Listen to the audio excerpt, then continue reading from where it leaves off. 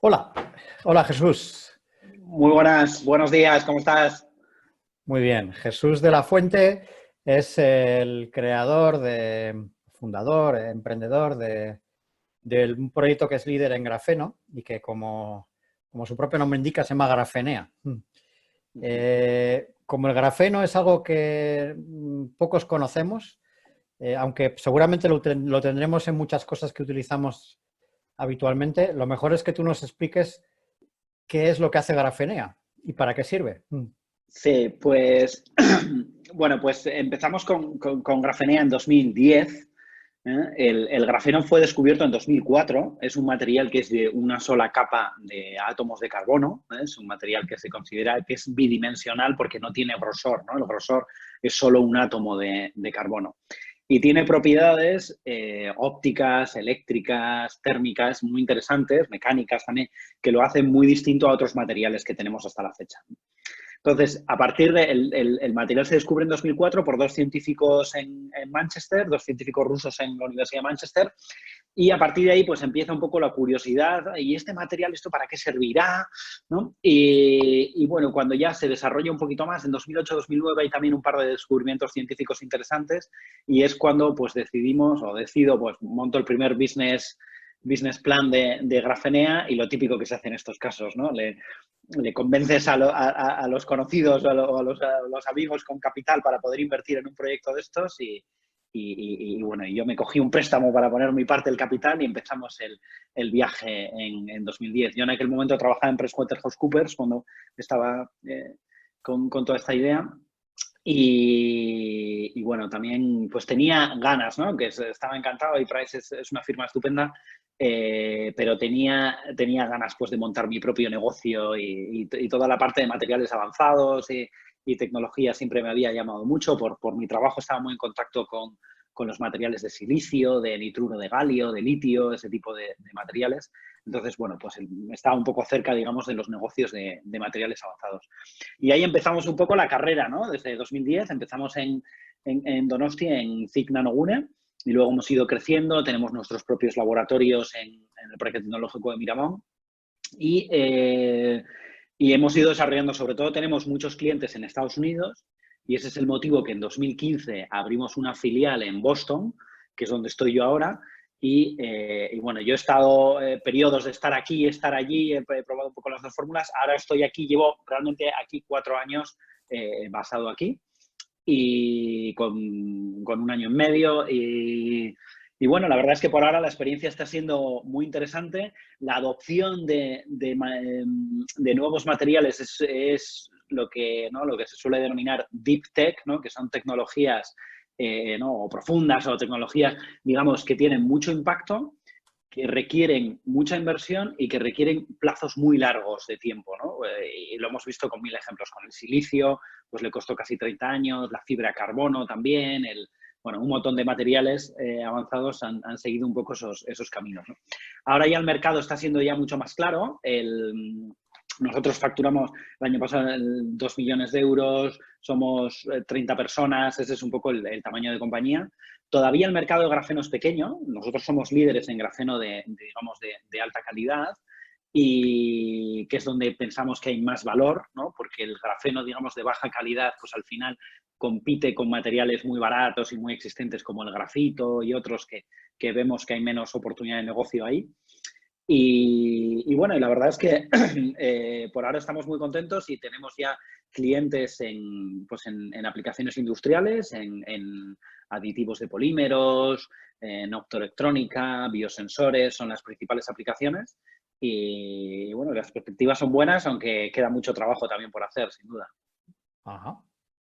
Muy bien. Pues tengo un sinfín de preguntas con todos los datos Adelante, que me has dispara. dado. No sé ni por dónde empezar. Vamos a ver, vamos a empezar por las aplicaciones, si te parece.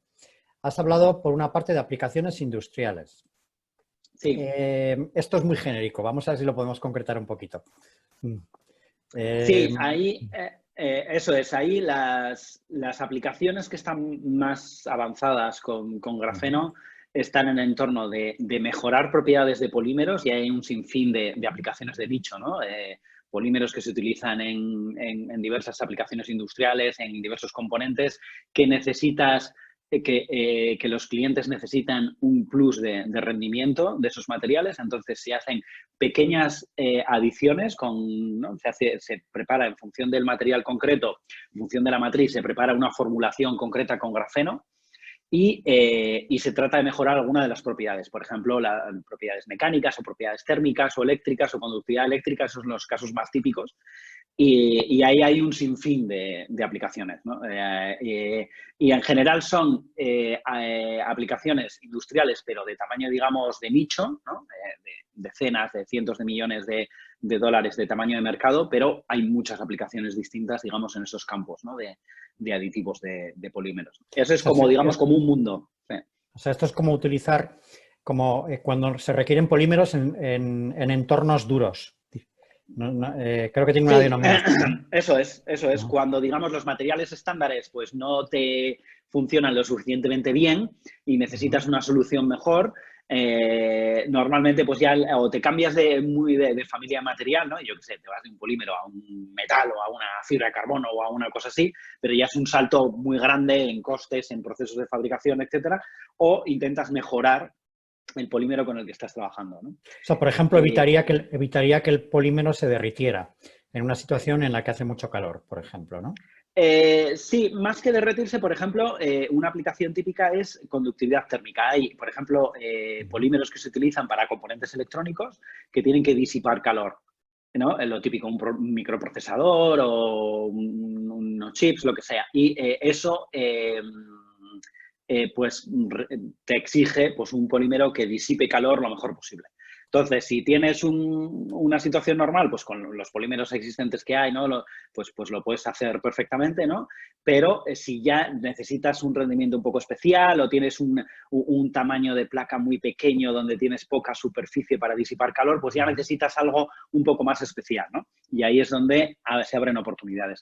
En general, las oportunidades en grafeno no están tanto en sustituir un material existente, sino en hacer algo que no se puede hacer con los demás materiales, ¿no? Hacer algo que solo se puede hacer con grafeno. Esas son las cosas que estamos viendo que están empezando a triunfar, ¿no? Lo de la lógica de sustituir un material por otro, que hace años la gente hablaba mucho de eso, quizá llegue algún día en el futuro, pero desde luego no va a ser el principio, porque sustituir un material existente que los clientes están contentos, que funciona bien, no tiene mucha lógica. O sea, tienes que ser infinitamente más barato o algo le tienes que dar para que realmente haya una motivación de cambio, ¿no? Por ejemplo, entonces, este es un mundo... Esta aplicación que estás comentando, perdona, es la famosa de los, por ejemplo, de los teléfonos móviles, que es una de las que primero se habló para el grafeno. Por ejemplo, sí, eso es, disipadores térmicos en teléfonos móviles. Sí, eso vale. Es. Ese es un ejemplo de eso, sí. Y luego hay otro mundo de aplicaciones que ahí utilizamos un tipo de grafeno que se llama CVD, Chemical Vapor Deposition, que lo que hacemos es cogemos un gas con carbono, metano, y hacemos en unos reactores especiales, conseguimos crecer una capa de un solo átomo. O sea, es digamos, el grafeno digamos, sintético de mayor pureza que se puede conseguir en el laboratorio o hasta ahora, ¿no? Y ese material se utiliza para electrónica. Aquí ese material lo fabricamos en discos, que se llaman wafers, que están estandarizados, ¿no? De 4, 6 y 8 pulgadas de diámetro, que es un poco el estándar de la industria electrónica. Y ese material se utiliza luego, nuestros clientes lo utilizan para fabricar chips, que básicamente hay como dos campos ahí en los chips, que son toda la parte de optoelectrónica, de comunicaciones ópticas, ¿no? De fibra óptica, y también de sensores de infrarrojos, sensores de luz, y aprovechando las propiedades ópticas y eléctricas del grafeno. Y también todo el mundo de biosensores, donde hay pues, un sinfín de sensores químicos, biosensores de aplicaciones en medicina, ¿no? Clientes trabajando en el coronavirus también, ¿no? Como no podía ser de otra manera. Lo que hace Biolan en Zamudio, ¿lo hace en ocasiones con grafeno también? Eso es. Vale. De hecho, estamos empezando una colaboración, bueno, hasta ahora no, pero estamos empezando una colaboración en ese ámbito, ¿sí? Vale. Eso es. Muy bien, o sea, estas son las aplicaciones principales. Evidentemente, por lo que has dicho, hay un montón de cosas más en las que se puede aplicar. Muy bien, Eso pues es. esto más o menos ya lo empezamos a tener claro. Jesús, ¿por qué una persona que trabajaba en una empresa, una consultora, que es por cierto el origen de muchos emprendedores, Sí. monta una startup de grafeno? Tú me has dicho, nos has adelantado que estabas ya en contacto con materiales avanzados. Ujú. Es decir, que trabajabas quizás en el área industrial de la consultoría. Eso es, teníamos clientes en el ámbito de industria, de Ujú. energía, ¿no? Entonces, pues Iberdrola, Guascor, Gamesa, etcétera. Entonces, por ese tipo estábamos cerca, sobre todo, de materiales que tienen que ver con energía, ¿no? Silicio, litio, ese tipo de cosas, ¿no? Pero Ajá. bueno, y siempre había tenido interés, ¿no? Y entonces tú En esos esto, campos, ¿no? un día oyes hablar del grafeno en tu trabajo o a lo mejor investigando por tu cuenta, porque me consta que eres un tío bastante inquieto y que no paras.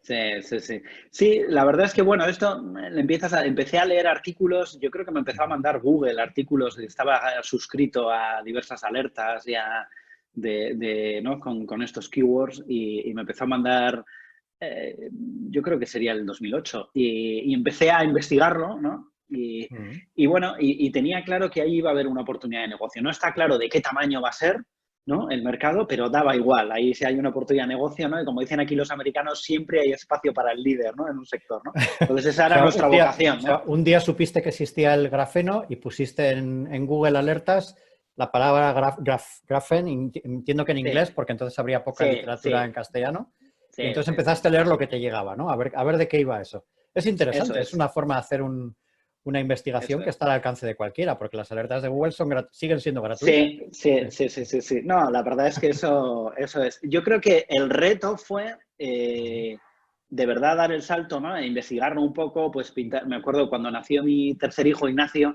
ese verano, que nació en julio, entonces ese verano tampoco podíamos hacer muchas cosas, ¿no? Entonces, me acuerdo que dediqué el verano a escribir, a trabajarlo un poco con más detalle y a escribir pues, la primera versión del business plan. Y luego, bueno, pues cuando es el salto, ¿no? Y la verdad es que pues he tenido la suerte pues de contar con gente que ha apoyado, con empresarios o con familias ¿no? Del ámbito del País Vasco que básicamente decían, mira, Jesús, no entendemos esto del grafeno muy bien qué es, suena bien, confiamos en ti, cuánto dinero hay que poner, ¿no? Básicamente esa fue un poco la lógica. Y bueno, y la verdad es que eso nos ayuda a llevar este viaje. También no se fue una gran ayuda el empezar en CIC Nanogune, que es un centro de nanotecnología, ¿no? Y al principio empezamos alquilados dentro de CIC Nanogune y que eso pues también te da pues un entorno, ¿no? Y un entorno también científico y técnicos y un acceso a equipamientos pues que facilita en mucho el que una empresa como esta pueda nacer, si no es, pues es muy difícil, ¿no? Te voy a seguir preguntando cosas sobre la historia porque tengo la sensación de que es bastante interesante. Entonces, empiezas a recibir alertas, empiezas a escribir hasta un business plan. Un buen día dices, jo, pues esto realmente tiene pinta de ser un buen negocio y que está todo por hacer, que es como piensa un emprendedor, ¿no? Cuando está Sí. realmente con su mezcla de inocencia y de cierto conocimiento privilegiado, ¿no, Jesús? Eso es, eso es. Sí, sí. Entonces, ¿tú habías escrito ya business plans antes? Porque lo has Sí, contado sobre con todo una para naturalidad. clientes, Sí, ¿no? sí. Sobre todo lo habías escrito para clientes, ¿no? Nosotros, yo hacía ese tipo de servicios en Ah, Price, vale, ¿no? vale. Para Algo clientes. había. Entonces sí, sí, eso es, eso es. Entonces estaba familiarizado, ¿no? Eso sí. Vale, vale, vale. Aunque tengo que decir que han cambiado mucho, ¿eh? Cómo escribíamos los business plans en 2008 a cómo Ajá. se hacen ahora, pero bueno, eso ya lo sabes también. Sí. Yo es que escribo pocos business plans, la verdad. Mm. No tenía, realmente no soy consciente de que hayan cambiado mucho. En mi Eh, opinión, sí. Antes, Sí. antes pues hacíamos unos tochos, ¿no? Con muchos números y con mucha complejidad. Y ahora se tiende a ser una cosa mucho más simple, mucho más clara, directo. O sea, 12 hojas, nada, no me traigas un documento de 60 páginas. Vete al punto, explícame por qué eres mejor. Y no pierdas el tiempo construyendo una Excel con números de que vas a ganar 1.000 millones dentro de 10 años, porque eso no Vale. vale para nada, sino explícame qué es lo que vas a hacer, a qué mercado te diriges, cuál es la innovación y cuál es tu diferencia con lo que hay ahora, ¿no? Vale. Bueno, entonces, una vez que tenías el plan ya hecho, o la primera versión, como me has dicho, entonces dices, bueno, esto necesito mucho dinero y no lo tengo, entonces tengo que buscar gente que me apoye, ¿no? entiendo que haces eso antes de dejar tu trabajo. Porque Sí, eso es. Sí, eso es. La primera, digamos, la primera ronda, ¿no? Eso es, con los inversores y tal, eso es. También ahí me ayudó, ¿no? José Hurtado de Mendoza, un socio mío, que le conté la historia y digo, joder, esto yo creo que necesita demasiado capital para arrancar, yo creo que va a ser difícil y tal ponerlo en marcha. Y me dijo, no, esto es cojonudo y tal, vamos adelante y ya verás, ¿no? También fue también un O sea, tú espaldarazo. estabas a punto de tirar la toalla y cuando viste, Bueno, ya cuando viste el sabes dinero que que necesitabas. en estos procesos son un poco así, ¿no? Entonces un día estás, esto es la pera, nos comemos el mundo, al día siguiente dices, va, me voy a olvidar que no hay opción, ¿no? Eso es un poco naturaleza humana y eso es normal en en Sí, todas sí. las nuevas aventuras, ¿no? Y entonces, ¿ya te animas? ¿Te coges el tocho ese que habías hecho? Porque por lo que has dicho, Sí, esto debieron ser como 100 folios. El plan sí, este que por ahí hiciste era un una poco menos, pero cosa... por ahí, sí, un poco menos. Pues, sí, Bueno, prácticamente hiciste una tesis. Y entonces te plantas entiendo que estando en Guipúzcoa o estabas en Álava, porque tú... Bueno, yo realmente, eso es, yo realmente ahí vivo en Vitoria, pero digamos siempre he trabajado en el ámbito de Bilbao y mis Ujú, contactos eran más en el ujú, entorno de Bilbao, ¿no? ujú. Y de Entonces hecho te montamos plantas... Grafenea en San Sebastián por Cigna Nogunes. Ajá. Entonces te plantas en las entidades que apoyan al emprendedor, les comentas que tienes un proyecto muy bonito y ahí pues ellos te dicen, este es un proyecto para Cigna Nogune. ¿Más o menos es así o...? Bueno, realmente yo ya contacté con gente de Spree, de la agencia de Nanovasque, que me Ujú. pusieron en contacto con Cignano Gunner, qué proyecto más chulo y tal, y bueno, les gustó mucho y ayudaron, Muy bien, eso es. Y muy de bien. hecho, en la fase semilla, Cignano Gunner tuvo también una participación en la compañía, ¿no? Digamos, para el uso de infraestructuras, ¿no? O sea, digamos, aportó el uso de sus infraestructuras Ujú. durante la fase semilla de la compañía. O sea que contigo han hecho dinero, porque si ya no lo tienen, eso Sí, quiere decir que lo han vendido. Entiendo efectivamente, que... sí. Eso es. Muy bien, porque muchas veces como no tienen ánimo de lucro, estas entidades pues no siempre ganan dinero, de hecho suele ser lo menos habitual, por eso te lo comentaba. Sí. Entonces vais a Cignanogune y ahí empezáis a hacer realidad ese sueño, ¿no?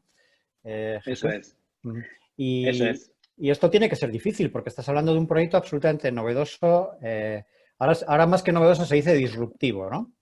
eso es. Y poner en marcha algo del que no existen parámetros en el entorno siempre es más complicado porque teníais que Sin estar, duda. claro. Entonces, Estás empezando. Entonces ahí lo primero que intentamos fue decir, bueno, vamos a ver si fichamos a uno de estos gurús, había 3 o 4 gurús americanos trabajando en el tema, y estuvimos a punto casi de fichar a uno, pero al final, ¿no? Pues claro, él vivía en Texas, de trasladarse aquí, era un poco complicado, aunque ya sus hijos son mayores y era él solo con su mujer y tal, pero claro. no era fácil, ¿no? Y, entonces, nada, lo que decidimos fue cambiar, ¿no? De hacer un poco de la necesidad virtud, y lo que hicimos fue, vamos a buscar un perfil, digamos, más joven y con las capacidades, aunque no tenga experiencia previa en grafeno, Ujú. lo complementamos con asesores científicos, digamos, pues de primer nivel internacional, digamos, que nos ayuden un poco a evitar a reinventar la rueda, ¿no? Entonces, en ese proceso, poniendo un anuncio en Nature en Science, nos manda el currículum en la parte de jobs, ¿no? De ofertas de empleo. Nos manda el currículum a Maya Frutuza, que es nuestra directora científica, ¿no? La primera persona que se unió al equipo, y que ella pues llevaba 12 años trabajando en Escocia en una farmacéutica, ¿no? Entonces ella tenía los conocimientos, digamos, químicos o científicos del ámbito, pero lógicamente no había trabajado en grafeno porque en aquel momento casi nadie había trabajado en grafeno, ¿no? Estaba totalmente empezando, ¿no? Y apostamos por esa fórmula que nos funcionó muy bien. Digamos, gente más joven, comprometida aquí físicamente, ¿no? En el laboratorio, con la combinación de evitar cometer errores tontos que te pueden costar mucho dinero y mucho tiempo, te puede costar la vida de la compañía, ¿no? Y eso funcionó muy bien. Y luego, la verdad, es que te das cuenta que los asesores científicos te aportan mucho los primeros 6 meses, pero al mes 9 ya le has chupado todo el conocimiento que tiene y ya bueno, ¿no? Entonces sí que es verdad que ahí se va progresando, ¿no? Y hemos ido cambiando. Y luego, de hecho, pues esta persona, ¿no? Luigi Colombo, ahora es, que pensábamos fichar al principio, es ahora asesor científico nuestro, no a tiempo parcial, ¿no? Y bueno, hemos ido montando pues un equipo, tratamos de montar, pues eso, el mejor equipo, ¿no? En este tipo de negocios son sectores muy globales, o sea, hay que jugar a ser el mejor, ¿no? Y aquí la clave está, por supuesto hay que tener un buen coste, pero lo más importante está en la calidad, en el I+D, en la adaptación del producto al cliente, ¿no? Cada cliente o cada aplicación necesita un tipo de grafeno diferente, entonces te exige hacer un proyecto de codesarrollo con los clientes para encontrar la solución que de verdad le encaja bien al cliente y hacer bien eso es un poco la clave, ¿no? de este negocio. Y eso y la reproducibilidad, ¿no? A veces es fácil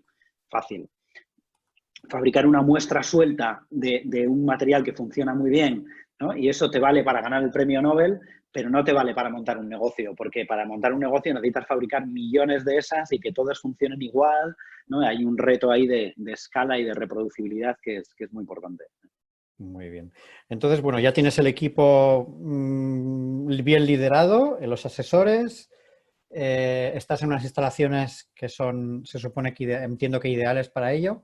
Sí. Y bueno, te haría falta dinero también. Ayer nos has adelantado que conseguiste captar financiación de personas que confiaron en ti a ciegas. Eso es. Levantamos 1,6 millones de euros en la primera ronda, que los pusimos en dos desembolsos, ¿no? Y eso es. Y bueno, la verdad es que eso fue pues un gran espaldarazo, ¿no? Y un poco pues también un poco lo que necesitas para poner en marcha, ¿no? Claro, esos 1,6 millones, que no está nada mal, los levantaste con gente anónima como la que has comentado antes. Que confiaron con gente, sí, eso es. ¡Wow! Eso está. Bueno, pues con gente, ¿no? Pues con familias, digamos, con experiencia industrial y con gente con experiencia ¿no? Pues en negocios que en muchos casos eran contactos de trabajo, ¿no? De mi etapa de Price y ¿no? que me conocían, digamos, profesionalmente también. Entonces, pues bueno, eso también ayudaba, ¿no? Ya sabes que al final en estas cosas hace falta un poco un vínculo de confianza, ¿no? Sí. ¿no? Sí, pero 1,6 millones es una barbaridad, Jesús. Para una primera ronda en el año 2010 en Donosti y tal, sí, es mucho dinero. Sí. Pero claro, aquí necesitábamos comprar máquinas caras, necesitábamos... Eso es. En este periodo de tiempo hemos movilizado 11 millones entre capital, subvenciones, financiación europea y deuda. Hemos movilizado 11 millones en este periodo. Wow. Me dejas impresionado. Entonces, consigues movilizar el primer dinero, ponéis en marcha la startup, ya os ponéis a trabajar. Claro, es un trabajo con una parte comercial muy importante porque aquí hay que buscar a clientes que casi ni existen todavía. Tenéis que evangelizar, que se le llama ahora, ¿no? Eso es. Y después tenéis que ser capaces de producir eso que os están pidiendo. Eso es. Hicimos lo que el manual dice que no hay que hacer, ¿no? Es decir, no empieces con una solución buscando un problema y tal, ¿no? Pues hicimos eso, ¿eh? En vez de buscar un problema y luego le buscas la solución, ¿no? Hicimos eso, ¿no? Lo que en teoría no hay que hacer. Y sí que es verdad que fue muy arriesgado y que como las posibilidades son tan grandes, el árbol de aplicaciones es tan grande, llegó un momento que la clave estaba en podar ese árbol, ¿no? En focalizar y en centrarnos en las cosas que de verdad le vemos más potencial, ¿no? Y sí, eso es. Como todas las startups hemos estado, pues eso, a punto de quebrar un par de veces, que eso siempre curte ¿no? Y si lo superas te hace mejor, ¿no? No sé. Sí. Hay un paso fundamental en toda startup que es el día que tienes que pagar una nómina, que no es la tuya, ¿no? Eso es. Ese es el punto de inflexión. Eso es. Muy bien. Eso es. Vale, ahora estáis ya 10 años después, prácticamente desde que habéis creado Sí, la... Esto ya no es una startup, ya estamos hablando de algo sí. bastante más avanzado. Sí, eso es, no. Algunos por aquí nos llaman un scale-up, ¿no? Una empresa que ya Ujú, está en la fase de hacer crecer, ¿no? O sea, de ujú, escalar lo que... Eso es, ya hemos demostrado la tecnología, tenemos clientes, tenemos 800 clientes en todo el mundo, vendemos en 60 países, pero esto es como todo, ¿no? El 20% te hacen el 20% de los clientes te hacen el 80% de la facturación, ¿no? ujú. Y sobre todo en Estados Unidos es donde estamos viendo clientes que están funcionando, que están empujando más rápido. Y también en Europa. En Europa hay muchísima actividad en investigación de grafeno, pero sí que es... Y un tema también que sucedió, que también fue muy divertido, es que pues, no llegó un año después de que lanzásemos la compañía, a los científicos rusos que descubrieron el grafeno les dieron el premio Nobel. Entonces parecía que nos Ajá. habían dado el premio Nobel a nosotros, ¿no? Entonces ahí empezó una época un poco de hype, ¿no? De burbuja Ajá. alrededor de grafeno. Y la gente, ¿no? Pues hablaba en los periódicos, esto es el material de Dios, el no sé qué, el material milagro, que a nosotros nos daba un poco vergüenza, ¿no? Decir, ay, mamá, decía Maya Zuluzuza, ¿cómo es esto? Daba un poco vergüenza. Bueno, ya sabes, a veces pues a veces en prensa pues se exageran o se simplifican o se exageran las cosas, ¿no?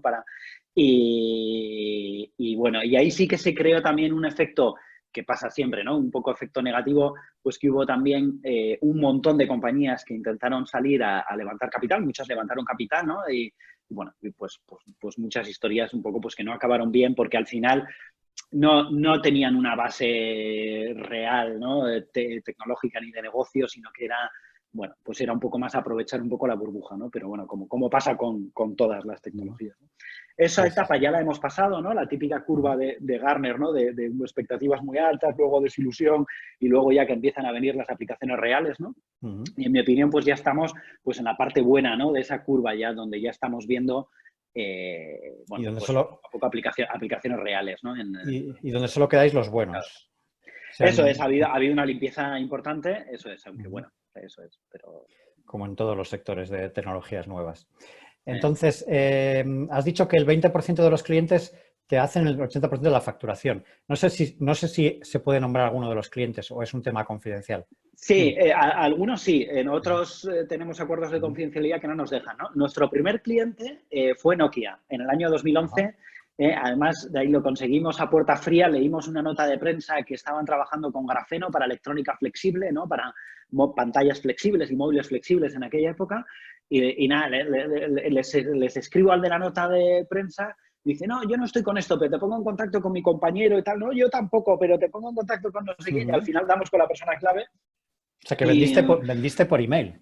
sí, sí, a puerta fría, o sea, un email frío Ajá, al final damos con la persona que de verdad estaba haciendo los experimentos, le regalamos unas cuantas muestras para que lo probase y nada, y al cabo de unas semanas nos llama de vuelta y dice, oye, me encanta lo que habéis mandado, es mucho mejor de lo que hacemos nosotros y a partir de ahí nos hizo el primer pedido, que te puedes imaginar el éxito que es en una cosa de estas, que de verdad haya un cliente que esté dispuesto a pagar por esto, ¿no? La verdad es que fue una pues validación importante, ¿no? muchísimo. Además, solo llevabais un año. Un año, Ajá, sí, un año, ajá, eso es. Y ahora nos da vergüenza, el material que le mandamos nos da vergüenza, ¿no? Comparado con la calidad que tenemos ahora, pero bueno, es como todo, ¿no? Vas evolucionando, ¿no? Ahora hemos ajá, avanzado muchísimo más. ajá, Y Nokia sigue siendo uno de un cliente importante. ujú, De hecho, la división que trabaja con esto ahora es una spin-off de Nokia, ya sabéis, bueno, Nokia ha pasado por ajá, muchas ujú. turbulencias, como sabéis, en estos Sí, años, sí, sí.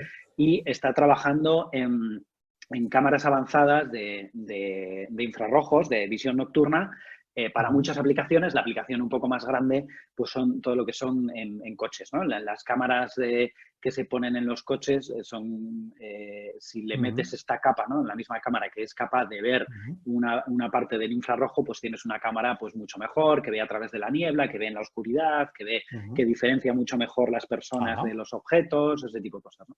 Entonces, ujú, bueno, esa es un poco la gran aplicación ahí, aunque tiene muchas otras aplicaciones ujú. de cámaras de infrarrojos. Sí, sí, sí. ¿Y algún otro cliente que se pueda decir, Jesús?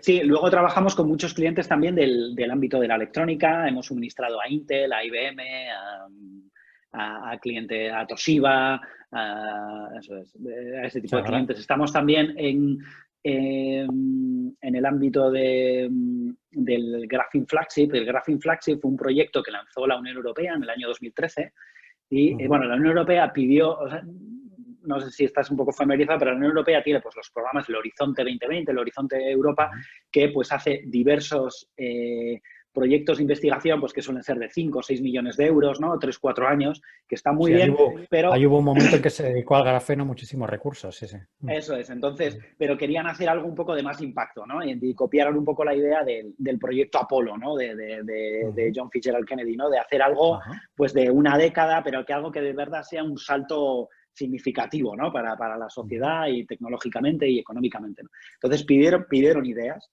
y entre esas ideas la Universidad de Chalmers en Suecia coordinó una propuesta de alrededor de lo que se llama la Graphene Flagship, ¿no? De tratar de empujar la tecnología que es posible hacer con grafeno y se aprobó en el año 2013. Y bueno, la verdad es que eso también ha sido una gran oportunidad porque primero pues, nos ha generado demanda de materiales de grafeno porque hay unos 150 empresas y centros de investigación en Europa en el proyecto. Están pues todas las empresas grandes europeas, ¿no? Pues Bosch, ST Microelectronics, Infineon, todo ese tipo de compañías y los grandes centros de investigación. Y luego pues ha sido también una prueba, nos ha permitido probar de una manera rápida lo que funciona y lo que no funciona, ¿no? Que a veces te aporta mucho valor decir, esto no funciona bien, olvídalo, ¿no? Y pues eso nos ha permitido también el enfocar qué aplicaciones tienen sentido o qué no, ¿no? Y la verdad es que ha sido un proyecto de 10 años, de 1.000 millones, está ahora en la fase final, que es ¿no? la última, porque termina pues, aproximadamente en 2023. Y, ¿Has dicho 1.000 millones? Eso es. El presupuesto total teóricamente son 1.000 millones, de los cuales la Unión Europea pondría alrededor de 500 millones. Los números no son exactamente así, pero bueno, pero aproximadamente. Cuando se lanzó. Y luego los otros 500 millones se supone que los ponen en las grandes empresas europeas. Esa es un poco la... ¿Con los aparatos de Satlantis estáis colaborando? No, directamente no, pero la verdad es que le sigo en prensa y le conozco y la verdad es que lo están haciendo muy bien y nada, eso es un orgullo. La verdad es que es increíble cómo se ha desarrollado el ecosistema emprendedor, viendo, ¿no? Desde 2010 hasta ahora cada vez hay más y mejores compañías en un montón de sectores y la verdad es que eso es un motivo de orgullo. Tengo el honor también de ser presidente del Foro de Emprendedores de ADEGI, ¿no? Y un poco pues desde ahí, ¿no? Pues vamos viendo cómo esto está evolucionando. No conocía esa faceta tuya. Sí, eso es. No es muy conocido que eres el presidente del Foro de Emprendedores. Bueno, al final tampoco es un full-time job, eso. Bueno, pero eso es tu parte política, digamos. Bueno, sí, eso es, de give back, ¿no? De ayudar a los demás, ¿no? A nosotros nos ayudaron mucha gente, entonces, bueno, pues la idea es tratar de crear una red e intentar un poco ayudar a los demás. Ahí ya sabes que además creo que entrevistamos a Josian. Josian la semana que viene creo que sí. Eso, ese es el cerebro y las manos ahí de todo eso, ¿eh? O sea que es fíjate que hasta creía que él era el presidente, fíjate. Sí. No, bueno, la verdad es que Josian está haciendo un gran trabajo ahí, sí. Jesús, vale, ya estamos en la actualidad, hemos ido viendo hemos repasado toda la evolución que habéis hecho. Por encima, evidentemente, hay muchas cosas que no nos metemos. Ahora ya estáis en una situación bastante más tranquila. La inversión total que habéis hecho, me la has cifrado, era como 12 millones sí, 11 y pico. 11. Ahora, ¿tenéis la posibilidad de dar algún paso de gigante? Simplemente ya... Sí, la verdad es que esta crisis está siendo terrible, ¿no? Y tiene cosas muy negativas, pero está generando una cosa que es una oportunidad única, que es que la adopción de tecnología, los ciclos de adopción de tecnología, cuando normalmente eran 5 años, ahora pueden ser 5 semanas, ¿no? Y eso es algo que no ha pasado nunca antes, ¿no? Y no solo, por supuesto, en todo lo que tenga que ver con aplicaciones médicas, la gente está necesitada de probarlo sino también en un montón de cosas, ¿no? Desde dinero electrónico, teletrabajo, aplicaciones en la nube, bueno, en un montón de sectores pues, que han cambiado de la noche a la mañana completamente. Y eso abre una ventana de oportunidad, inteligencia artificial, un montón de temas. Abre una ventana de oportunidad para que startups en esos ámbitos, pues, consigan, digamos, meterse, ¿no? Y entonces, a nosotros esto nos pilla en una posición muy buena, nos pilla ya con cash flow positivo, o sea, ya hacemos EBITDA positivo, tenemos con buena posición de caja y pues con clientes que están escalando, ¿no? En este proceso industrial, ¿no? Con lo cual, la verdad es que nuestras perspectivas son buenas. Nosotros pensamos o yo pienso que vamos a salir muy reforzados y vamos a crecer mucho en este periodo de crisis dentro de que es muy triste y que se va a sufrir, ¿no? Como sociedad vamos a sufrir mucho también. Muy bien, eres muy optimista. Así da gusto. Entonces, vosotros habláis de unas enormes oportunidades, pero siempre de la mano de clientes vuestros. Es decir, vosotros no vais a dar un paso de ofrecer producto final. No estáis en ese debate ahora mismo, ¿verdad? No, nosotros al final somos un negocio, una tecnología B2B, ¿no? Es muy difícil que saltemos a dar producto final. Hay un ejemplo de una compañía que es un caso de éxito, que la miro mucho, es una compañía que se llama Cree, de UK, que ellos empezaron, en vez de fabricar grafeno, empezaron fabricando nitruro de galio. Y digo, bueno, y esto y tal, ahora no, esto sirve para hacer lámparas LEDs, ¿no? Para hacer bombillas LED. Vale, pues hacemos la bombilla LED. Y luego, y ahora puedes comprar sus bombillas LEDs con marca Cree en los supermercados, ¿no? En Inglaterra, bueno, en algunos países. Están hechas con grafeno. Están hechos con nitruro de galio, ¿no? Han hecho una integración vertical hacia adelante completa, ¿no? Hasta el consumidor final, ¿no?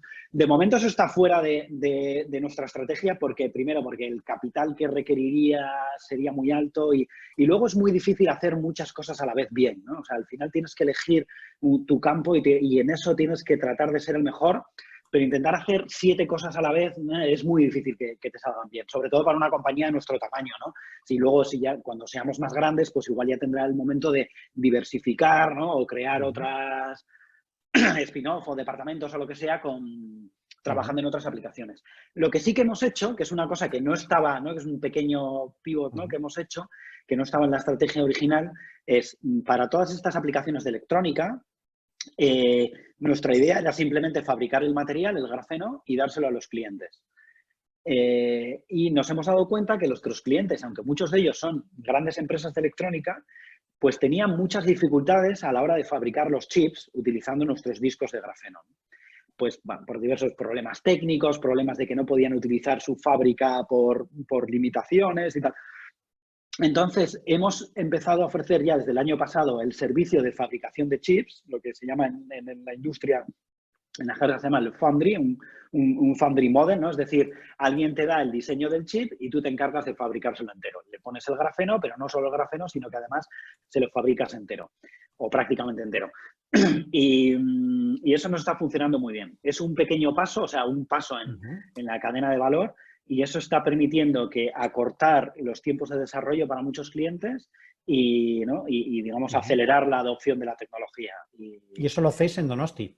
Eso lo hacemos en Donosti. Usamos algunos subcontratistas porque todavía no tenemos todas las máquinas que hacen falta para la fabricación de chips. Usamos algunos subcontratistas, ¿no? En Alemania, en algún otro sitio, pero sí. Y nuestro plan es, a medida que la demanda vaya creciendo, terminar todas las inversiones para poder hacer el 100% de la fabricación in-house. Ha habido alguien que llegó a bromear con la palabra Grafeno Valley, ¿no?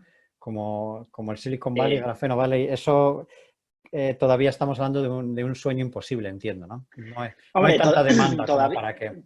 Eso es, todavía es un poco pequeño, ¿no? Yo creo que todavía el sector es cierto que es pequeño, el potencial es muy grande y lo que sí que estamos viendo es que cada vez hay muchas startups y spin-offs trabajando en estos ámbitos, ¿no? Entonces, cada vez nuestros clientes suelen ser o o grandes compañías, ¿no? Los departamentos de desarrollo de producto de I+D de grandes compañías, o spin-offs de universidades o de otras empresas que se meten a desarrollar un dispositivo con grafeno. Y cada vez vemos más, de hecho, bueno, pues en colaboración con Think Nanogune y con Berry App hemos lanzado una call para llamar a startups en el ámbito del grafeno y para ayudarlas, ¿no? Nosotros aportamos materiales, Think Nanogune aporta su infraestructura tecnológica, Berry App aporta, bueno, su know-how en aceleración, y pues un poco con esa idea, ¿no? De tratar de que cada vez se cree pues un ecosistema de compañías que al final nos beneficiamos unos de otros. Sí, sí, sí. ¿Y hay algún tipo de protección a lo que hacéis? Es decir, ¿hay patentes? ¿Hay...? Sí, tenemos 11 familias de patentes por ahora y sí, la parte de protección de la... Sí, eso es. La protección del IP es bueno, en todos los negocios de tecnología, pues es decir, que vuestro grafeno tiene unas propiedades especiales, que es lo que que es lo que protegéis con esas. Eso es. De alguna manera. Ahí se pueden proteger tres cosas. Un tipo de grafeno especial, un proceso, una forma de fabricarlo, una forma de utilizarlo y una aplicación, ¿no? Es decir, este tipo de grafeno sirve para solucionar este problema, ¿no? Entonces hay como esas tres familias de Vosotros patentes. habéis participado en esos tres tipos de protección, ¿verdad? Eso es. ¿Tenéis alguna patente en cada uno de ellos? Vale. Eso es. Te iba a preguntar y estamos trabajando en varias, o sea, eso es un trabajo que no acaba nunca. Claro. No acaba nunca, claro. Es un trabajo continuo. Sí. Y caro. Es caro, sí, es caro. El inicio no, el presentar una patente el primer año es relativamente barato, ¿no? Pues no sé, 4.000, 6.000 euros. Es verdad que te lleva mucho trabajo, o sea, que eso no lo cuentas ahí, ¿no? Eso es lo que te cobran, digamos, por la presentación y tal. Pero lo que lleva mucho, lo que luego es caro es cuando te la aceptan y le empiezas a extender la patente en varios países y empiezas a pagar año tras año las tasas de patentes de varios países. Ahí es cuando se disparan los costes. De hecho, económicamente no tiene mucho sentido, salvo, por lo menos para nosotros, teniendo protegido Estados Unidos y quizá los mercados más grandes en Europa, ¿no? Pues Alemania, Francia, UK, y luego patentamos también a través de España, porque al estar ahí tienes obligación de hacerlo, ¿no? Presentarlo a través de la oficina de patentes. Y luego hay algún mercado en Asia también que puede ser importante, como Japón y Corea del Sur, pues casi con esos mercados ya tienes un porcentaje muy grande del valor de la tecnología de grafeno. Porque muy poca gente hace un registro de patentes que metes un montón de países, porque al final es demasiado coste. ¿Pero vosotros tenéis un departamento especializado en este tipo de cosas o tiráis de consultoras especializadas para hacerlo? Bueno, nuestro equipo científico, al final, la gente que tiene experiencia en ciencia tiene experiencia también en redacción de patentes, en estudios del estado del arte, pero luego contamos con agentes, con equipos especializados, despachos especializados de gestión de patentes, que es lo habitual, es lo que todo el mundo hace. Sí. Muy bien. Y bueno, antes me estabas hablando de que estabais haciendo alguna iniciativa para crear un ecosistema de startups, pero todavía es pronto, me has reconocido, ¿no? Para poder... Sí, eso es. Si hacemos un poco el símil con la informática, ¿no? Estamos como en los años 70 todavía, ¿no? Hay 4 frikis haciendo unos chips horribles, de feos y un ordenador que bien, pero que todavía queda mucho desarrollo.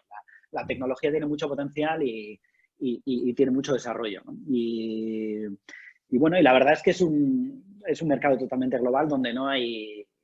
Y eso pues ya lo veis, está cambiando todo el día. O sea, puedes competir desde San Francisco, Austin, Texas o Miramón perfectamente. No tiene... Lo que sí que es verdad que exigen los clientes es, sobre todo cuando ya para proyectos grandes, exigen un poco que te vean, ¿no? O sea, que tengas cara y ojos. Luego tú puedes tener tu laboratorio donde quieras en la parte del mundo, pero un poco exigen que estés ahí, que les des soporte, que por eso tenemos tanto una red de distribuidores, sobre todo en países asiáticos, donde necesitas también gente local, ¿no? Porque es muy... es muy Idioma. difícil, sí, eso es, y culturalmente y tal, ¿no? Pues en Japón tenemos unos distribuidores japoneses, en Corea del Sur, es decir, en ese tipo de mercados necesitas gente local y luego pues tenemos la oficina en Boston, ¿no? Que la verdad es que fue un gran empujón, ¿no? Desde que abrimos en 2015, ¿no? Al principio fue un riesgo, ¿no? A ver esto cómo nos va a ir, claro, y todo es caro, ¿no? Al final aquí cualquier cosa que hagas en Estados Unidos, como sabéis, es caro, pero la verdad es que ha sido pues un gran salto. O sea, ha sido un hito para nosotros. ¿Habéis creado una sociedad americana también para operar allí? Sí, Sí. eso es. Tenemos una filial americana que eso es, la matriz es Grafenea S.A. allí y Sí. tenemos la filial Tengo dos preguntas para acabar ya, Jesús. Una de sí, ellas no. es una curiosidad. ¿Cómo se transporta el grafeno una vez producido? Nada, en general, Una caja de cartón no creo, ¿no? para aplicaciones de electrónica se transportan, son unas cajas especiales de transporte de wafers, de chips y tal, son paquetes relativamente sencillos, y entonces eso utilizamos pues gente tipo FedEx, UPS para la distribución. Digamos, esa parte es fácil y el valor por volumen y valor por peso es alto o muy alto, con lo cual el coste de transporte no juega. En la parte de es importante asegurarlo, entiendo, ¿no? Sí, Asegurar el transporte. sí, eso es. Vale. Sí, pero bueno, eso ya sabéis que la red logística hoy en día, o sea, es impresionante. Ponemos un paquete, le damos un paquete a FedEx o UPS un día ahí en Miramón y nada, y a veces en día y medio lo tienes en Nueva York, en Boston, en California, es increíble. Y luego trabajamos también en lo que es la parte de aditivo de polímeros. Ahí en algunos casos ya son formulaciones, ¿no? Tenemos que preparar unas mezclas especiales donde ya son volúmenes, pues son bidones industriales, ¿no? Ya estos bidones, ¿no? de productos químicos que te puedas imaginar. Entonces eso ya tiene una logística más industrial, más camión o barco y ya es más lento, claro. Eso ya te vas a 30, 40 días, pero y ahí ya te tienes que apoyar en almacenes logísticos para que en destino, para que el plazo de entrega al cliente no sea muy largo. Entiendo. Y la última pregunta, Jesús. Salida a bolsa, venta, ¿cuál es vuestro, ya sé que es una pregunta difícil, pero ¿qué es lo que veis ahora más factible? No, la salida a bolsa todavía es muy utópico, eso evidentemente. Sí, no, yo creo que para salir a bolsa, bueno, y eso cambia y tal, y ya sabes que últimamente salir a bolsa, solo están saliendo a bolsa compañías muy, muy grandes, ¿no? Pues eso, tipo Uber, o sea, solo salidas a bolsa de ese tipo. Las salidas a bolsa tradicionalmente, pues tenías que facturar unos 100 millones para que empezase a tener sentido salir a bolsa. Hay compañías que facturan en bolsa, que están en bolsa que facturan cero, o sea, que por poder se puede hacer, pero yo creo que sería ahogar a la compañía. Fue algo que estuvimos analizando en 2011-2012, porque en aquel momento algunos competidores nuestros salieron a bolsa. Y entonces lo estuvimos analizando con banqueros de inversión y la verdad es que tomamos la decisión, nos lo recomendaron, pero tomamos la decisión de que iba a ser, ellos utilizaban la expresión de ahogar la compañía, ¿no? O sea, si las pones tan pronto, cuando todavía te queda un desarrollo tan largo y tal, probablemente, y en la práctica, todos los competidores que salieron a bolsa en 2011-2012 han destruido muchísimo valor, han tenido que levantar mucho capital y han diluido mucho el valor y lo han hecho muy mal, ¿no? En general para sus accionistas. Con lo cual, en principio, la salida a bolsa no está en el roadmap. Hay alguna excepción como MásMóvil, ¿no? Sí, bueno, MásMóvil, pero claro, ese es otro sector. No, yo estaba hablando de competidores de grafeno. No, MásMóvil es un caso paradigmático y fantástico. Ojalá tuviésemos más como esos, ¿no? Que son los que de verdad empujan la economía y tal. La verdad es que está en el radar, o sea, es decir, pero ahora en lo que estamos ocupados es hacer el negocio más grande. O sea, tenemos que dar un salto de escala, multiplicar por 10 por lo menos las ventas y que nos permita también crecer en infraestructura, crecer en capacidad, crecer en capilaridad de servicio al cliente. Y eso es un poco los deberes que están ahora, ¿no? Y yo no soy creyente tampoco aunque sé que hay casos de gente que le ha funcionado bien, quizá más en ámbitos de software. Yo creo que este tipo de startups, este tipo de compañías no se venden. Lo que tiene, en todo caso, te vienen a comprar, pero no se venden. Tú tienes que trabajar en hacerlo muy bien, en hacer un gran producto, en tener el mejor equipo que puedas tener en eso. Y bueno, y el mercado al final, pues pone a cada uno en su sitio, ¿no? Pero desde luego, yo como emprendedor, ¿no? Y como CEO, lo que quiero es seguir haciendo crecer a esta compañía y vamos, no vamos Muy bien. a venderla, sino todo lo contrario, ¿no? Sino seguir haciendo una compañía lo más grande posible, ¿no? Ese es un poco nuestro sueño, ¿no? Muy bien, Jesús. Pues, joder, una entrevista súper interesante. Muchas gracias. Agradecerte tu tiempo y todas tus explicaciones, la claridad con la que lo has hecho y también no sé cómo decirte, lo minucioso de cómo habéis dado cada paso y lo bien planteado que está.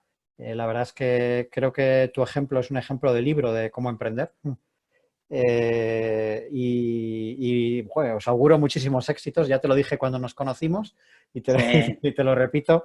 Y bueno, pues muchísimas gracias de nuevo y feliz día porque tú acabas de levantarte, estás en Boston. Eso es. Para mí no son ni las 8 de la mañana todavía. Eso es. Pues, Sí. pues feliz día, Jesús. Muchísimas gracias, Bueno, José. La verdad es que es un placer charlar contigo y a tu cuando quieras. disposición para lo que quieras. Muy bien. Un abrazo.